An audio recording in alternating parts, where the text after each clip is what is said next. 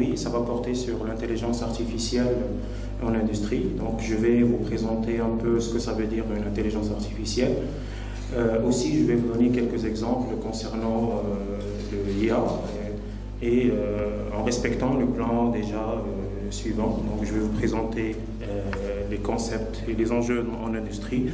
Ainsi, je vais vous présenter ce que c'est l'industrie 4.0, puisque même s'il est déjà évoqué dans les autres interventions, les technologies de l'industrie 4.0, donc aussi, qui sont importantes.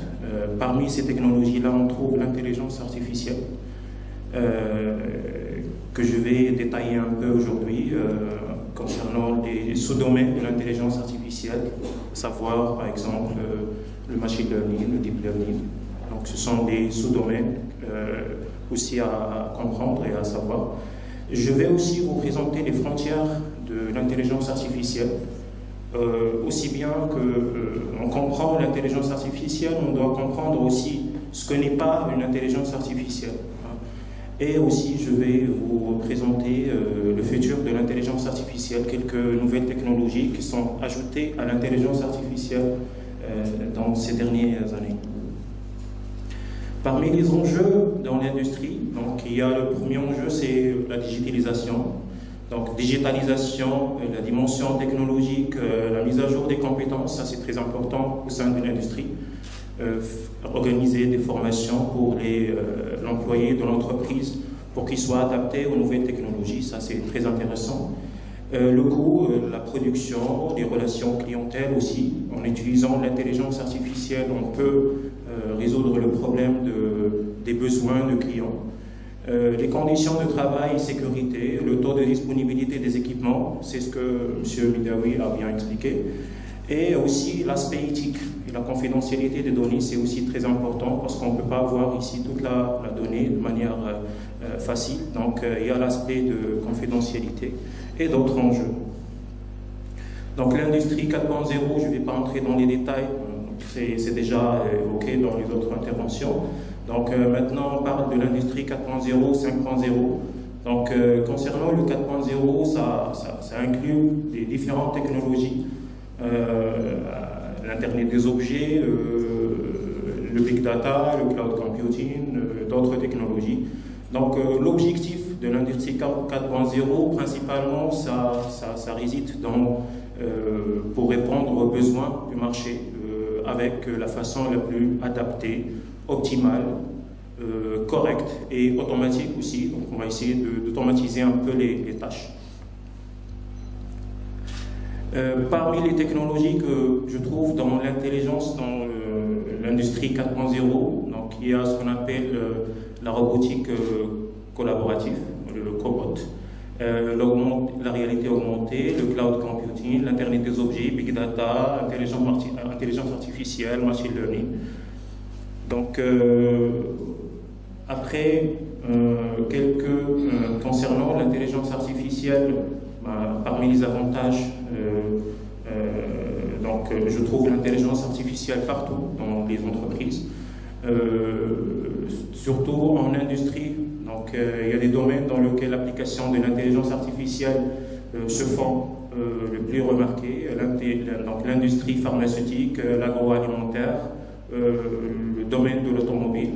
Donc, l'intelligence artificielle s'utilise avec succès et améliore la production, optimise les coûts, automatise un peu les tâches des employés. Et il fait aussi des prédictions, prédictions de maintenance, prédictions des états d'équipement, prédictions de la météo, de plusieurs variables.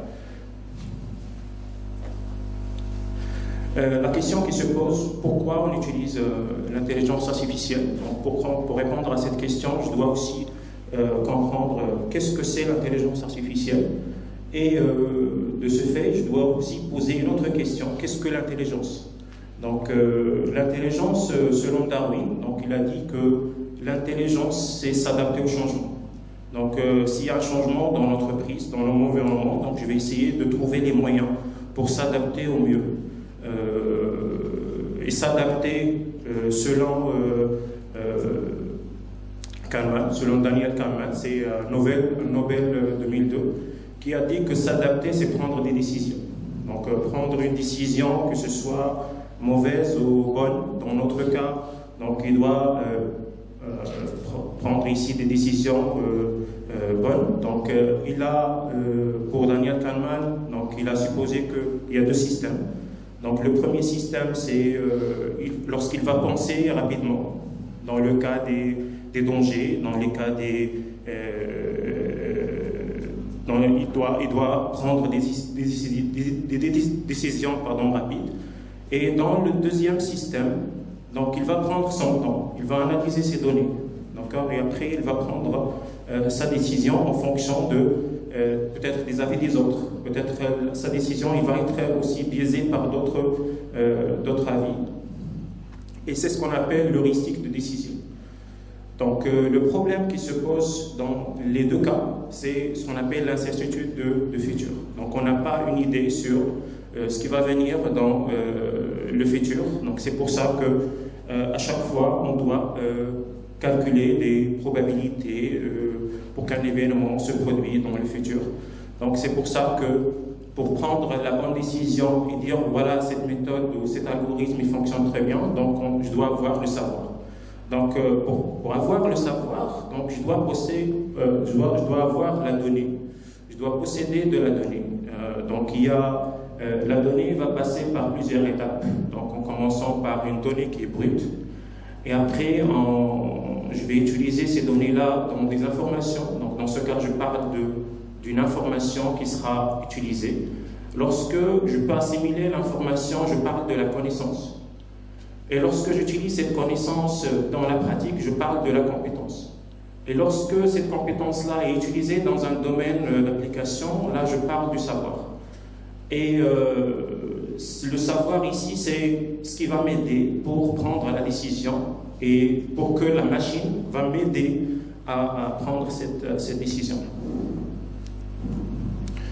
Donc, en passant par le traitement de données, on va assimiler une information pour avoir la connaissance. On va avoir la connaissance ici dans le futur. C'est ce qu'on appelle une probabilité que je vais essayer d'estimer ou calculer. Et après, je vais réaliser une activité et ça, c'est ce qu'on appelle une compétence. Donc, tout commence par des données. Donc, la donnée elle est très, très importante dans n'importe quelle méthode et algorithme de l'intelligence artificielle en général.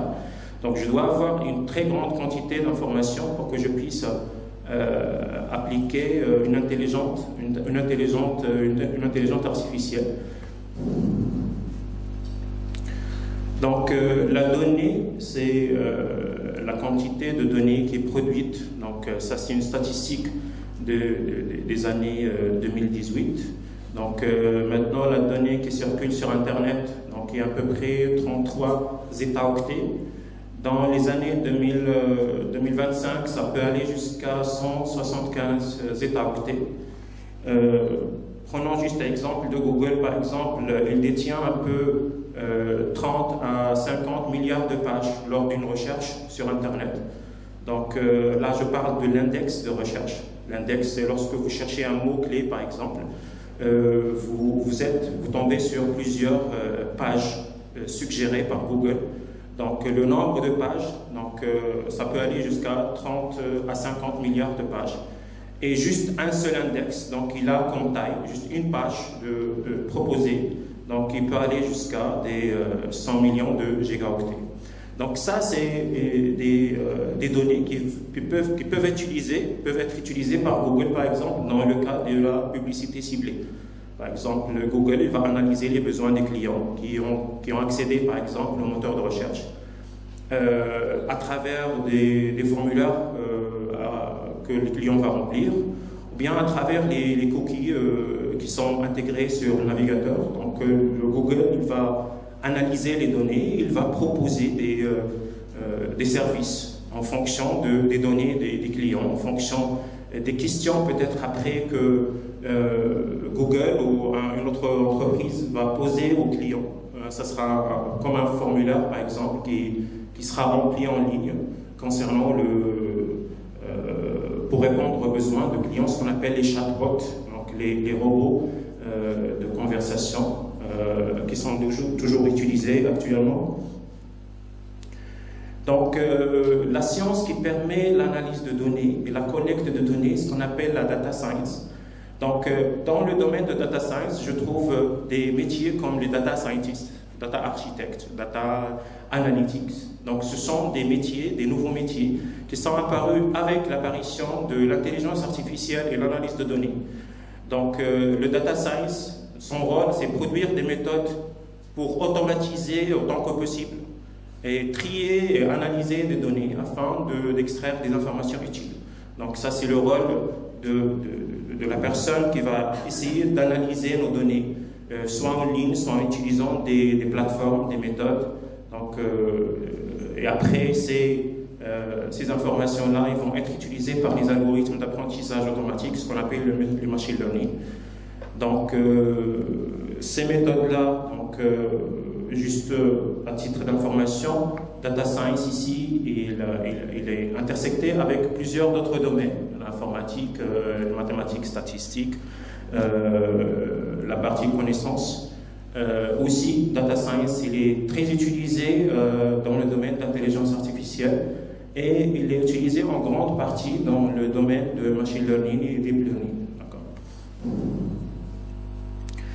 Donc, il faut aussi faire la différence entre deux aspects très utilisés en domaine de l'analyse de données. C'est l'analyse et l'analytique. Je parle de l'analyse de données qui rassemble aussi d'autres domaines. Parmi ces domaines-là, on trouve l'analytique de données.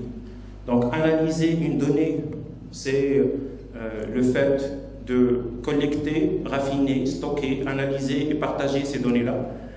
Donc, en passant par la collecte, ensuite le raffinement, le pré-traitement de données, suivi de stockage dans le cloud, dans les machines. L'analyser aussi, le partage de l'information. Donc, parmi les outils utilisés pour l'analyse de données, il y a les outils de Microsoft, il y a des outils comme de Google, il y a aussi le langage très utilisé dans l'analyse de données qui est le Python. Il y a aussi le R. Donc, ce sont deux langages très utilisés en analyse de données. Et il ne faut pas aussi sous-estimer Microsoft Excel, parce que maintenant, actuellement, il est équipé d'une intelligence artificielle pour filtrer les données, pour analyser aussi, pour tracer des tableaux de bord. Donc, il y a aussi Tableau. Donc, le Tableau aussi, c'est un logiciel qui est très amélioré, très utilisé pour l'analyse de données. Donc, concernant la partie analytique, donc là, on se rapproche un peu de l'aspect intelligent, parce qu'on parle de traitement de très grandes quantités d'informations dans le domaine de Big Data, par exemple. On parle aussi de la réalisation des analyses de données pour la visualisation des variables explicatives. Là, on parle un peu de l'aspect tableau de bord, les dashboards qui sont utilisés actuellement par les entreprises pour visualiser les résultats, qui provient peut-être dans le cas de maintenance 4.0, qui provient des capteurs. Donc je vais essayer d'afficher la variation des différentes variables dans des graphes pour avoir une explication. Donc il y a aussi la partie prédictive. C'est le calcul des probabilités, le calcul de la partie prédiction. Je vais faire de la prédiction. Je vais calculer des probabilités de fonctionnement des machines, des probabilités de fonctionnement des différents appareils. Ça va me permettre d'anticiper les risques, des défauts, aussi avoir une estimation sur les méthodologies utilisées. Il y a aussi un autre aspect, c'est l'aspect perspective. Donc, à travers une analyse de données toujours, pour choisir la solution la plus optimale.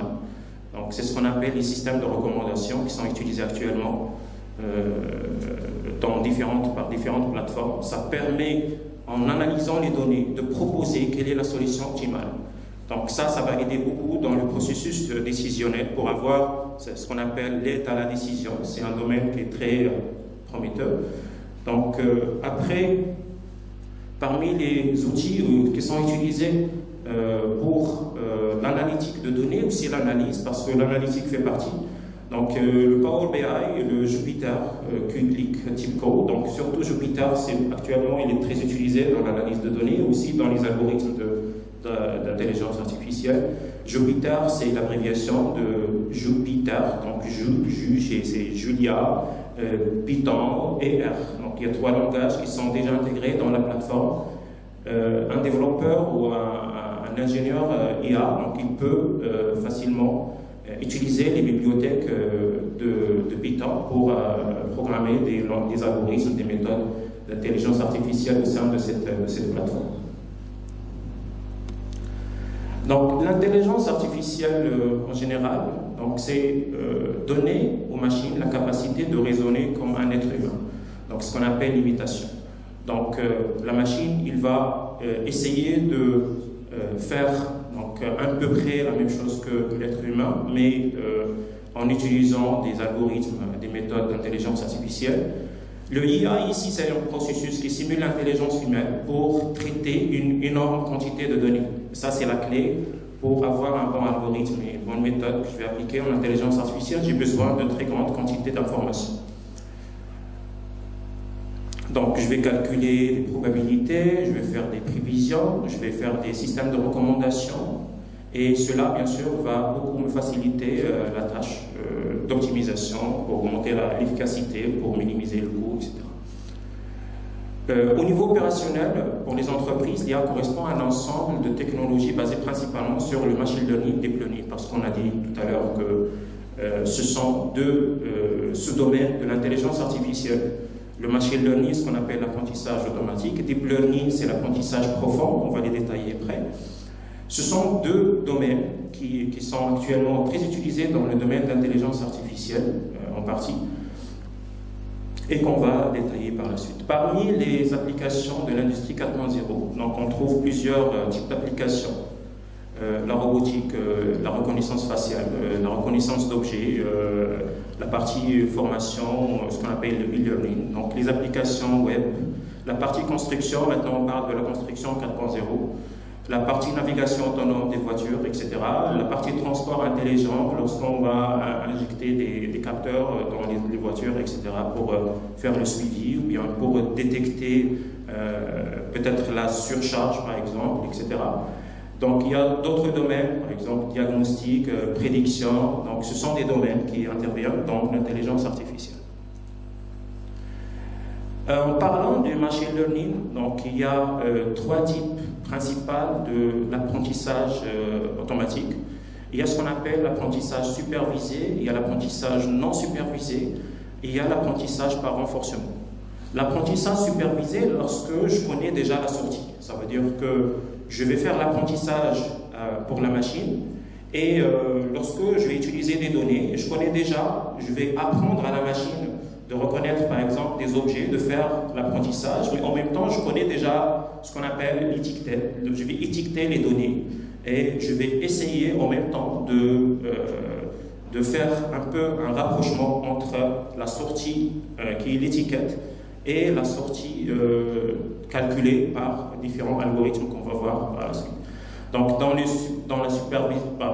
l'apprentissage supervisé, je trouve les méthodes de classification, comme classification d'images, comme les diagnostics. Je trouve aussi des méthodes de régression. Ça, ce sont des méthodes qui font partie, ce sont des classes de méthodes qu'on utilise souvent dans la prédiction. Et ça, c'est aussi utilisé dans la prédiction. Maintenance, par exemple, on utilise souvent la partie régression linéaire, logistique et d'autres types de régression. Ils interviennent beaucoup dans la partie prédiction. Il y a aussi ce qu'on appelle l'apprentissage non supervisé, donc on ne connaît pas déjà en quelle catégorie, lorsque je vais catégoriser la donnée, après, je ne connais pas, je n'ai pas une idée sur combien de classes ou bien combien de catégories je vais former. Donc c'est un apprentissage dont je ne connais pas la donnée, dont je ne connais pas la structure de données. Je vais superviser, je vais faire l'apprentissage, mais sans étiquetage. Donc, ça intervient aussi parmi les méthodes. Donc il y a la classe clustering, ce qu'on appelle le clustering, la catégorisation. Il y a aussi ce qu'on appelle la réduction de dimensionnalité. Lorsque je vais utiliser une très grande base de données, je vais essayer de faire le pré-traitement. Donc, je peux utiliser des algorithmes de réduction de dimension lorsque je vais choisir que les variables qui sont pertinentes.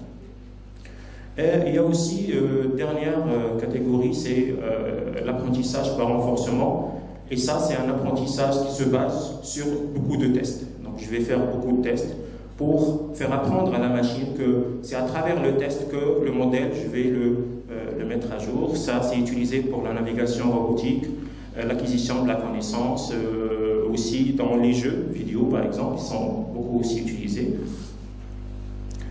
On passe ici aux différents algorithmes qui sont utilisés dans le machine learning. Donc, je trouve le hard clustering, le CAMIS. Ce sont des algorithmes qui sont actuellement utilisés, même s'ils datent aux années 80-90, mais ils sont toujours utilisés. Et il y a aussi les méthodes de l'apprentissage supervisé, comme les probabilités de Bayes, la régression logistique, les KNN, etc. Donc, les forêts aléatoires, le SVM, etc. Donc, ce qu'il faut, pour résumer, donc là, on parle d'un domaine qui est très vaste, qui est l'intelligence artificielle, qui rassemble aussi l'intelligence, qui rassemble aussi l'apprentissage automatique, et qui contient aussi l'apprentissage profond. Et parmi les algorithmes les plus utilisés dans l'apprentissage profond, on trouve ce qu'on appelle les réseaux de neurones. Donc, ce sont des algorithmes très utilisés actuellement. Et pourquoi ils sont utilisés? C'est grâce à leur facilité et parce que les bibliothèques qui sont utilisées actuellement par Python, par un autre langage, donc ils contiennent déjà des fonctions, des méthodes pour implémenter les algorithmes de manière très facile. Donc, concernant le principe de deep learning, donc, en utilisant les réseaux de neurones, donc on utilise seulement ici un neurone, ce qu'on appelle un neurone, c'est ce qu'on voit ici sur l'écran. Donc le neurone qui est en rouge, donc ça c'est le neurone. L'entrée donc la donnée, c'est ce qui est présenté en vert. Donc les X1, X2, X3, ce sont les données qui vont attaquer le réseau, donc, qui vont attaquer le neurone. Et je vais faire ce qu'on appelle une mise à jour des paramètres du modèle, mise à jour de poids, mise à jour de ce qu'on appelle le biais, pour à la fin, à travers les données et en calculant la sortie, en comparant, en minimisant les erreurs entre les sorties, donc je peux trouver un modèle qui va m'aider à faire l'apprentissage de la machine. Donc je vais calculer les poids, je vais essayer à chaque fois en minimisant l'erreur entre la sortie estimée, la sortie de mon système, et jusqu'à ce que je trouve une erreur minimale à atteindre. Et dans ce cas, je dis que mon modèle, pour une donnée, il est bien mis à jour. Donc là, la donnée, les paramètres de modèle, ils sont à jour. Un autre exemple, c'est lorsque je fais de la reconnaissance, donc en utilisant toujours les couches de réseau de neurones. Donc ici, pourquoi on l'appelle réseau de neurones? Déjà parce que il est constitué par un ensemble de neurones. Et neurones, c'est fait référence aux neurones de cerveau. Parce qu'ils ont dit à l'époque que pour comprendre et pour essayer d'imiter le cerveau humain, pour comprendre un peu le cerveau, on va essayer de faire une modélisation du cerveau. Et cette modélisation-là se base sur... ils ont considéré que chaque information qui va circuler dans notre cerveau, elle est considérée comme une liaison entre deux neurones dans le cerveau. Donc, ils ont fait un modèle de couches. Donc, chaque couche ici, il transmet l'information à la couche suivante, jusqu'à ce que j'obtiens dans la couche d'entrée. La couche d'entrée contient la donnée, et la couche de sortie contient la décision. Et je vais faire entrer la donnée, mettre à jour les paramètres de modèle, utiliser plusieurs données jusqu'à ce que j'obtienne à la fin un modèle qui correspond ici à la donnée, qui correspond ici à la sortie souhaitée. Donc pour arriver à ce modèle, donc, il y a plusieurs recherches qui ont été déjà élaborées. Donc les réseaux de neurones, déjà ils ont été inventés dans les années 50, même avant, par Pitts et Makula. Donc c'est eux qui ont inventé le principe de neurone. Lorsque je vais transmettre l'information dans le cerveau, donc je transmets l'information d'un neurone à un autre. Donc et après il y a le Rosenblatt, donc qui a ajouté d'autres informations, qui a ajouté d'autres neurones et qui a agrandi un peu le réseau pour arriver à la fin arriver à un réseau de neurones qui constitue plusieurs neurones, plusieurs liaisons entre les neurones. Donc, pour la méthode des réseaux de neurones, donc pour montrer son efficacité, ben, il y a un challenge, un défi qui est en ligne pour les chercheurs, pour les personnes intéressées et qui ont déjà utilisé des algorithmes de réseaux de neurones. C'est un défi nommé ImageNet.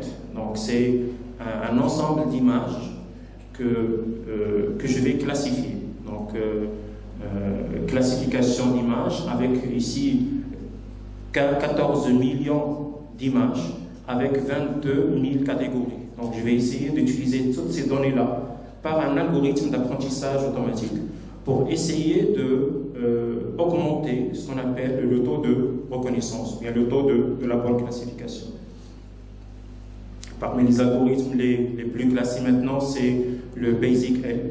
Il y a un algorithme de Google aussi qui est classé deuxième. Donc ça montre que avoir une très grande quantité d'informations, il a un grand effet sur les algorithmes d'apprentissage. Donc le principe en général pour les algorithmes de machine learning, c'est construire un modèle. Donc un modèle qui va me permettre, après en utilisant plusieurs données, à chaque fois mettre à jour et ajuster les paramètres du modèle pour que je puisse à la fin arriver à un modèle qui fonctionne très bien, donc en utilisant même si j'utilise une très grande quantité d'informations, donc je vais construire le modèle en ajustant les paramètres et après, une fois que je construis le modèle, je peux le tester en calculant le taux de la bonne reconnaissance. Donc ici, il y a un exemple d'une image d'une porte d'une voiture, donc dans le cas d'une industrie automobile.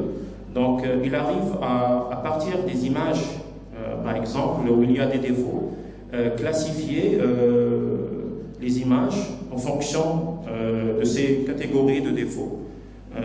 Est-ce que c'est une égratignure? Est-ce que c'est juste un bouton? Est-ce que c'est... Donc, il arrive à partir d'un traitement d'images, faire entrer les images dans le classifieur de réseau de neurones et à la fin, ils vont décider quelle est la catégorie de défaut. Aussi, toujours dans le domaine industriel, donc il y a aussi des drones, en utilisant des drones qui sont équipés des caméras, des lecteurs QR par exemple, qui permet peut-être de faire la reconnaissance des objets, faire aussi le comptage de la marchandise, faire aussi le contrôle des conteneurs, soit au niveau interne ou externe. Il y a aussi des robots donc, qui sont utilisés actuellement par différentes entreprises, donc les robots chargeurs, déchargeurs, qui permettent aussi de charger la marchandise. Ils savent exactement où charger, où décharger, lorsqu'ils sont déjà programmés pour suivre un chemin bien précis. Donc c'est de l'intelligence artificielle et aussi des algorithmes qui sont utilisés dans le cas où chercher le plus court chemin. Donc ce sont des algorithmes d'optimisation qui sont aussi utilisés dans cet exemple. Donc il y a aussi la partie maintenance. On utilise des données. Ces données sont envoyées vers le serveur dans le cloud. Ils vont être exploités par une solution logicielle. Et après, ces données-là vont être utilisées pour développer un modèle prédictif C'est le modèle qu'on peut utiliser par réseau de neurones, par exemple, qu'on peut construire. Et ce modèle-là que je vais utiliser pour prédire l'état d'un appareil ou d'un système après 1 heure, après 24 heures. Donc ça dépend des données récoltées. Donc en général, on parle dans la maintenance, on parle de l'Internet des objets, on parle de Big Data, on parle de l'intelligence artificielle, on parle aussi du cloud. Ce sont des domaines qui interviennent dans ce type de technologie. Internet des objets, c'est lorsque je vais installer des capteurs sur des machines. Big Data, lorsque je vais utiliser une très grande quantité d'informations. L'intelligence artificielle et le machine learning pour faire la reconnaissance de défauts, etc. Donc je vais faire en utilisant des données, catégoriser les erreurs. Donc il y a un autre exemple, c'est ce qu'on appelle la publicité ciblée. Donc publicité ciblée, l'intelligence artificielle, il se traduit par la mise en place d'assistants virtuels type Siri ou chatbot. Donc ce sont des robots qui sont intégrés dans les sites web et qui permettent de poser des questions à des clients. Et les clients ils vont répondre selon ses besoins. Et lorsque les clients vont répondre ici aux questions, donc le moteur il va construire des suggestions, des propositions, il va les envoyer aux clients. Donc ça, ce sont des techniques qui sont actuellement utilisées par Google, par IBM, par plusieurs entreprises. Donc parmi les langages utilisés dans le machine learning et deep learning, donc je trouve le langage R, Python, Julia. Julia actuellement il est très utilisé, c'est un langage qui est inventé dans 2010 et actuellement il est très utilisé. Les trois ils sont déjà implémentés dans la plateforme de Jupyter. C'est une plateforme que je peux facilement installer et configurer dans ma machine et utiliser pour faire l'apprentissage. Parmi les bibliothèques que je peux trouver avec le Python, par exemple, il y a le TensorFlow, par exemple, que j'utilise dans la partie machine learning, deep learning. Il y a aussi Matplotlib pour le tracé des graphes. Il y a aussi le PyTorch aussi, on utilise pour le cas deep learning. Il y a aussi la partie NumPy, Seaborn, Scikit-learn aussi, c'est très utilisé dans la génération des données et la reformulation, etc. Donc ce sont des bibliothèques qui sont très utilisées dans ce domaine. D'accord. Donc il y a la plateforme Anaconda qu'on peut installer aussi sur machine qui contient ici toutes les méthodes et tous les outils, Jupyter Lab, donc il y a plusieurs, je peux programmer avec R, avec Julia, donc c'est aussi une plateforme très utilisée. Donc il y a aussi ce qu'on appelle les cloud computing, comme Google Cloud, où je peux stocker mes données de manière en temps réel. Et il y a aussi les clouds qui sont privés au public, comme Docker par exemple, Kubernetes. Ce sont des solutions logicielles que je peux installer sur ma machine et créer des images et créer des containers, ce qu'on appelle des containers, où je peux les utiliser pour stocker des logiciels, exécuter des applications, créer des machines virtuelles. Donc ça va me permettre d'externaliser. Je vais essayer un peu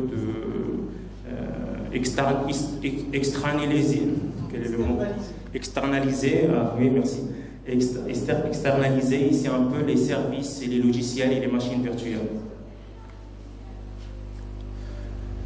Donc, parmi les consignes pour les industriels, donc, il faut accompagner bien sûr la transformation par la formation, c'est très intéressant. Aussi, il faut pas attendre jusqu'à tout soit digitalisé, donc il faut aller pas à pas. Donc c'est la méthode Kaizen que M. Boyami nous a présenté. Donc il faut aller pas à pas. Il faut améliorer, il faut faire la digitalisation ici par échelle. Donc parmi par exemple dans un projet intelligence artificielle, parmi les personnes qui peuvent intervenir, donc je trouve les personnes analyseurs de données, comme les data analystes, les data architectes. Je trouve les développeurs, donc où il y a les concepteurs, les développeurs informatiques. Et je trouve la partie ingénierie AI, ça ce sont les personnes, chercheurs qui peuvent utiliser des méthodes. Et n'oublions pas ici des éthiciens, donc ce sont les personnes qui veillent à ce que la donnée soit bien protégée et confidentielle au sein de l'entreprise. Donc je vais passer rapidement ici en présentant l'avenir de l'intelligence artificielle. C'est ce qu'on appelle l'informatique quantique. Elle est très utilisée, ça vient de la mécanique quantique qui utilise ce qu'on appelle le quantum ou bien le qubit. Le qubit, ça remplace le bit qu'on connaît, le 0 et le 1. Ça veut dire qu'au lieu d'envoyer une information 0 ou 1, je vais envoyer les deux à la fois dans le réseau. Et ça va me permettre aussi de gagner en temps, gagner en information traitée. Donc l'informatique quantique, donc il y a des outils pour la simulation de cette technologie, comme le TensorFlow Quantum, le QCIP. Donc ce sont des bibliothèques de Python qui sont actuellement utilisées pour simuler les quantums. Il y a aussi une autre technologie qui peut être l'avenir de l'intelligence artificielle, et là on parle des nanotechnologies. Donc ce sont des technologies qui utilisent les atomes comme unité de traitement. Ça veut dire que je vais entrer plus profond dans les molécules, et je vais changer l'emplacement des atomes au sein de la molécule, par exemple. Et ça, c'est très utilisé, par exemple, dans les industries, pour les vêtements résistants aux taches, pour les pare-chocs automobiles plus légers, plus solides, pour la consommation d'énergie, pour les panneaux solaires. Donc, ce sont des technologies qui sont actuellement dans le marché et qui peuvent être ici utilisées, et qui consistent juste à placer les atomes. Donc, au lieu on travaille sur la matière et en changeant la construction atomique de la matière. Donc ça c'est nanoscopique.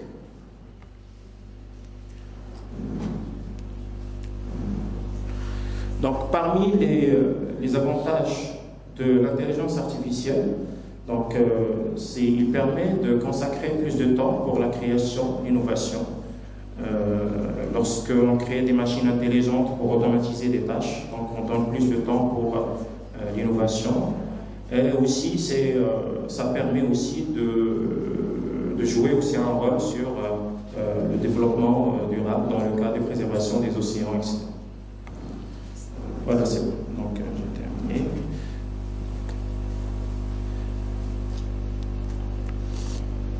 Voilà, merci.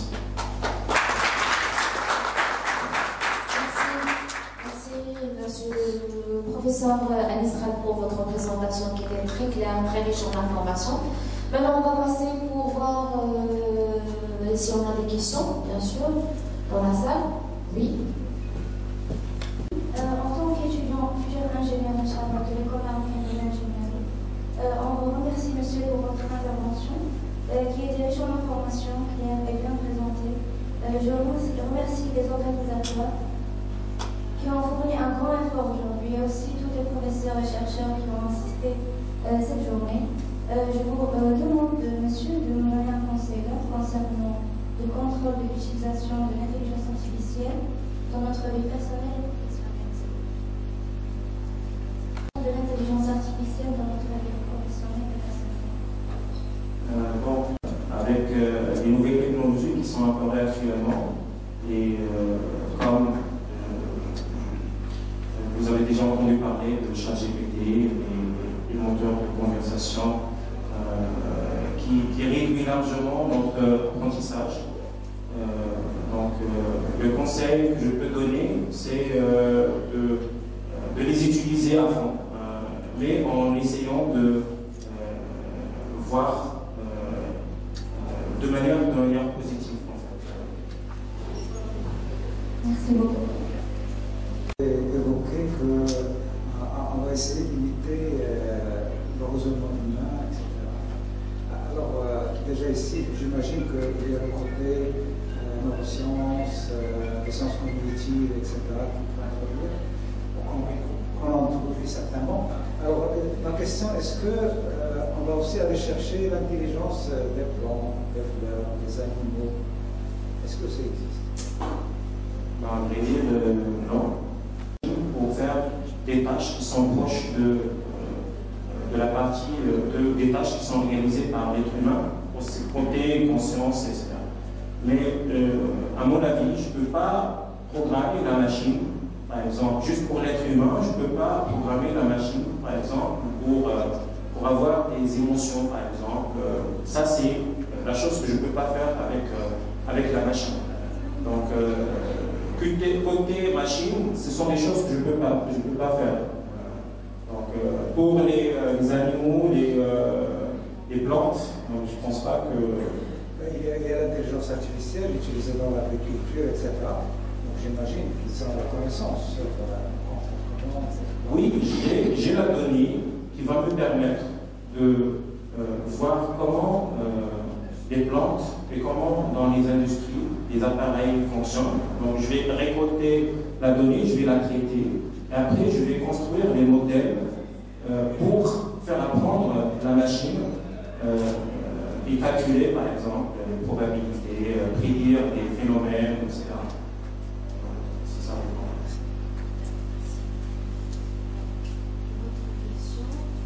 Anis, je vous félicite pour cet exposé très enrichissant.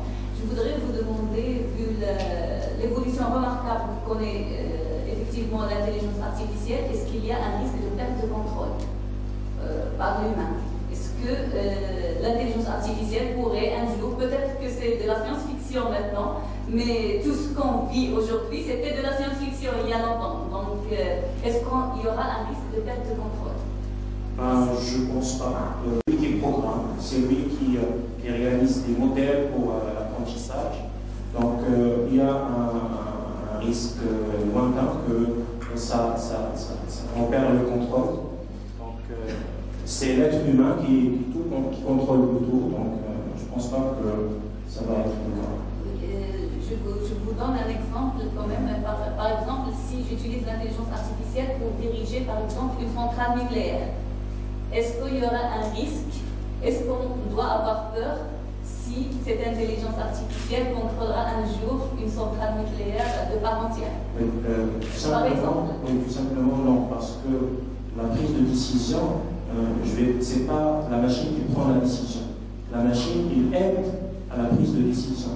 Ça veut dire que l'humain, lorsqu'il va programmer la machine, il va la programmer pour qu'elle lui propose des solutions. Donc, comme ce qu'on a vu dans le système de recommandation, donc la machine va proposer un ensemble de solutions et après c'est l'être humain qui va choisir parmi les solutions en fonction de ses émotions, en fonction de des choses que la machine ne contient pas. Merci. Merci. Votre question? L'intelligence artificielle peut se développer. Et je pense qu'il peut y avoir des robots qui peuvent eux-mêmes prendre des décisions. Notamment lorsqu'il s'agit par exemple d'un robot qui, avec toute l'information qu'il a, avec tous les algorithmes de réflexion entre guillemets, il peut prendre des décisions d'arrêter des machines, de réparer la machine lui-même, etc. Donc ce sont des connaissances qui ont été accumulées et personnellement, moi je crois que ça peut aller très loin. Ce qui reste maintenant, c'est comment l'homme, sur le plan éthique, va pouvoir arrêter tout ça et garder le contrôle, comme l'a dit Anis, c'est-à-dire l'homme doit lui-même prendre la décision et ne pas laisser la machine acquérir trop de connaissances, trop de savoir-faire, à tel point qu'elle peut devenir autonome. C'est ça qui est le plus grand. Et ça, pour le moment, on ne sait pas. On ne sait pas. Parce que j'ai vu des films de science-fiction qui peuvent tout à fait devenir réels. Je ne sais pas si vous avez vu un film, Blade Runner. Lorsque moi je l'ai vu dans les années 80, je me disais, mais c'est de la science-fiction. Mais tout ce qu'il y a dedans aujourd'hui existe. Sauf les voitures volantes. Mais il y en a qui sont actuellement en test. Mais tout existe aujourd'hui. En quelques... D'accord. Merci. Merci, M. Mohamed. D'autres questions? Sur ce que, en fait, la discussion qui vient de précéder, en fait, je pense que l'humain il peut aussi contrôler le niveau de l'intelligence. On le voit par exemple sur les voitures autonomes. En fait, c'est l'humain qui choisit le niveau de conduite autonome qu'on veut. Aussi dans le domaine militaire, en fait, j'ai travaillé dans une entreprise de militaires auparavant. En fait, il y a des robots tueurs, mais ils ne sont pas automatiques. C'est l'humain qui va contrôler en fait et dire que c'est quoi le niveau d'autonomie qu'on veut en fait instaurer.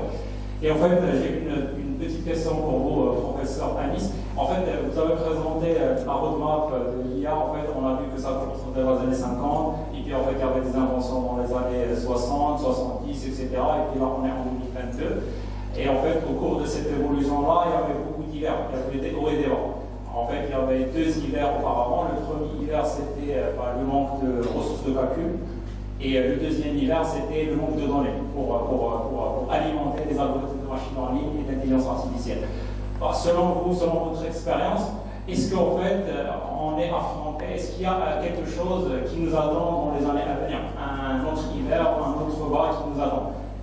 Est-ce qu'il y aura un frein dans les années à venir? Par exemple, on a parlé des questions éthiques, il y a aussi des questions énergie, etc. Selon vous, c'est quoi, qu'est-ce qui peut nous bloquer dans les années à venir et qu'est-ce qui peut bloquer l'IA pour prendre, on voit que ça prend beaucoup de place, qu'est-ce qui peut freiner cette expansion-là?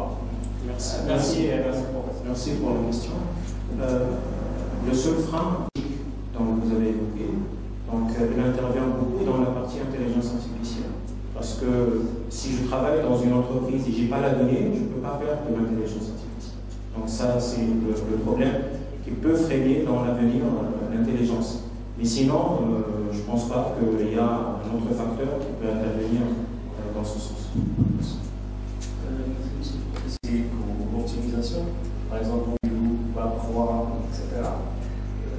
On se pose, est-ce que les fourmis, les loups, ils ont étudié les algorithmes pour développer cette démarche?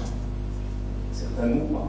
Donc, ils l'ont appris par expérience, par création peut-être, etc.